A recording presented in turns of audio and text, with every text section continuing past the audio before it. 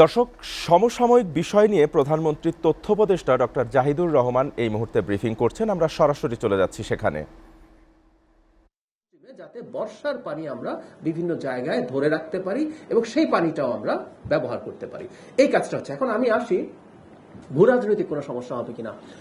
একটা জিনিস খুব ইম্পর্টেন্ট, একটা দেশে বিভিন্ন দেশ বিভিন্নভাবে কাজ করবে। আমি উদাহরণ দিতে পারি, আমি জায়গায় যাচ্ছি না। কোন একটা দেশ কোন একটা অন্য দেশের প্রজেক্ট শুরু করেছে, পরে সেই প্রজেক্টটা অন্য কোনো দেশ করেছে, শুরু করার পরেও পরিবর্তিত হয়েছে। একটা কথা খুব জরুরি, বাংলাদেশ তার স্বার্থে সিদ্ধান্ত নেবে। এটাও খুব জরুরি, বাংলাদেশ অন্য কোনো দেশের, অন্য যে কোনো দেশ, আমি কোনো দেশের নাম বলছি না, এনি কান্ট্রি, তার সিকিউরিটি সহ অন্যান্য যেসব সেন্সিটিভ বিষয় আছে সেগুলোর ব্যাপারেও সে মাথায় রাখবে। আবার অন্য দেশকেও বাংলাদেশের ব্যাপারে সেভাবে মাথায় রাখতে হবে।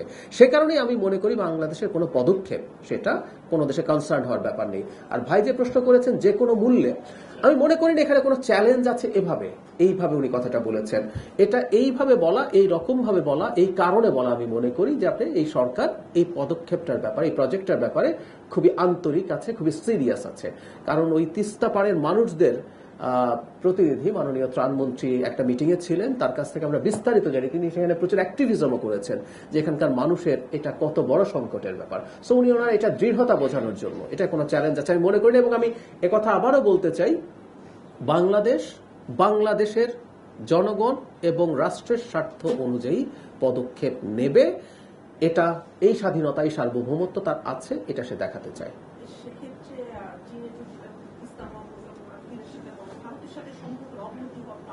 আমি দেখি না, কারণ আমি আশা করতে চাই, আমি বিশ্বাস করি যে ওই যে বলছি, ইন্ডিয়া বা অন্য যে কোনো দেশ তারও জায়গা থেকে, ধরুন কারো যদি সিকিউরিটি কনসার্ন থাকে, এইসব কোন রকম কোন কনসার্নের ব্যাপারে বাংলাদেশ কোনো আপোষ করবে না, সেটা সে নিশ্চিত থাকবে, কোন রকম কোনো কিছু হবে না।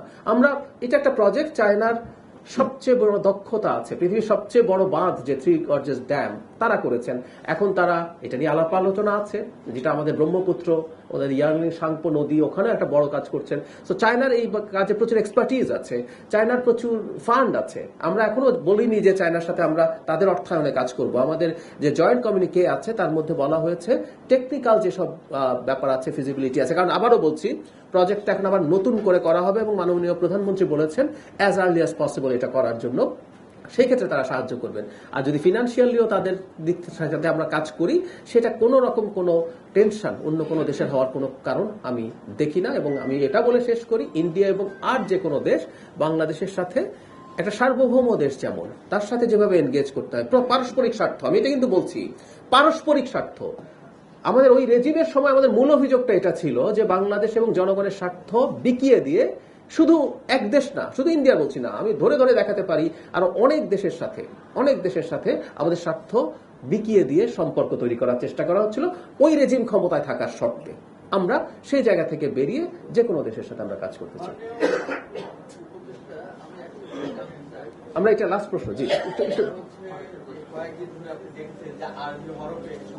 পতাকা নিয়ে বাংলাদেশের বিভিন্ন জেলায় এটা টাঙানো হয়েছে, বিভিন্ন স্থাপনায়, সড়কে।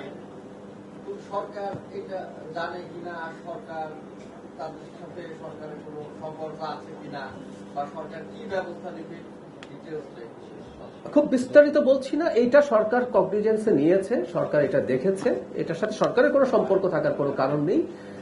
বরং এটা সরকার খতিয়ে দেখছে এবং সেটা কেন হচ্ছে, কারণ এটা নিয়ে কিছু কিছু ক্ষেত্রে ভুল বার্তা যাবার সম্ভাবনা আছে গ্লোবালি।